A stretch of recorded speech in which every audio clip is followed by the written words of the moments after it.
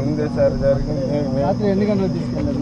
Night 11 ఇంట్లో పనుకుంటే direct ఇంట్లోకి వచ్చేసి లేపేసి బాన్ బిక్స్ తాగిండ్రు, గంజా తాగిండ్రు అని మా అమ్మ నాన్న చెప్పి పోలీస్ స్టేషన్ తీసుకెళ్ళకుండా డేటా తీసుకెళ్ళి భయపెట్టించిండ్రు సార్. నెయ్యి పెట్టించి అంతే జరిగింది. 2 లక్షలు ఇస్తానని చెప్పి 2 లక్షలు ఇస్తాం కేసు ఒప్పుకు అది భయపెట్టించిండ్రు. అంతే సార్ జరిగింది. నేనైతే కొట్టలేదు. ఆ రోజు జగన్ గారి ప్రోగ్రామ్ వెళ్ళావా?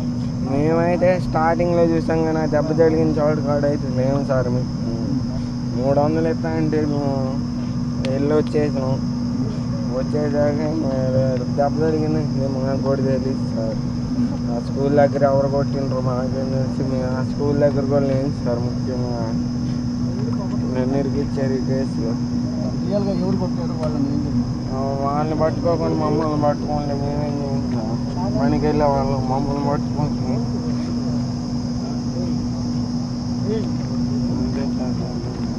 నా పేరు వేముల సతీష్ కుమార్. మేము ఆ రోజు సింగనగర్ ఫ్లైఓవర్ దిగంగానే అక్కడ సీఎం చూసి వెళ్ళిపోయాము. మేము ఆ స్కూల్ దగ్గర అయితే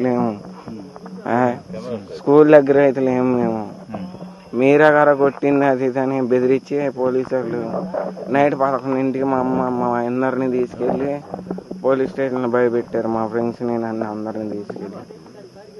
ఇప్పుడు నువ్వు రాయితో కొట్టావా? మేమైనా కొడతాం సార్. మేమైతే కొట్టలే. మేము ఆ రోజు పనికి వెళ్ళి వచ్చాం, బయలుదేరి పనికి. మేమైతే కొట్టలే.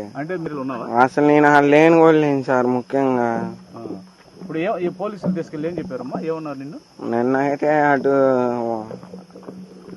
100 అడుగుల రోడ్డు వైపు చీకటికొండ రోడ్లోకి తీసుకెళ్ళి కార్లో సార్ వాళ్ళు కూర్చోబెట్టి గన్లు అవి పెట్టించి బెదిరించిండ్రు.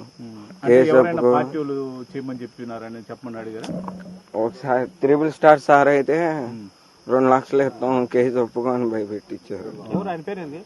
పేరు తెలియదు. నేను తప్ప చేయలేదు. జైల్లో ఉన్నావు, దీని మీద ఎలాంటి న్యాయం కావాలి? నీకేమన్నా మళ్ళీ ఇప్పుడు భయం ఏమైనా ఉందా? మళ్ళీ వాళ్ళు ఏమైనా పోలీసులు వచ్చింది మీద పోలీసు వాళ్ళు మళ్ళీ ఇంటికి వెళ్ళాక ఏమైనా భయపెడతారేమో భయం. కేసు ఒప్పుకో డబ్బులు ఇస్తాం లేక కొడతాం చంపేస్తాం అని భయపెట్టారు. పార్టీ ఏం చేసుకోవాలి? నా బర్త్డే అయితే కేక్ కటింగ్ చేసుకున్నాం. దానివల్ల నన్ను పోలీసు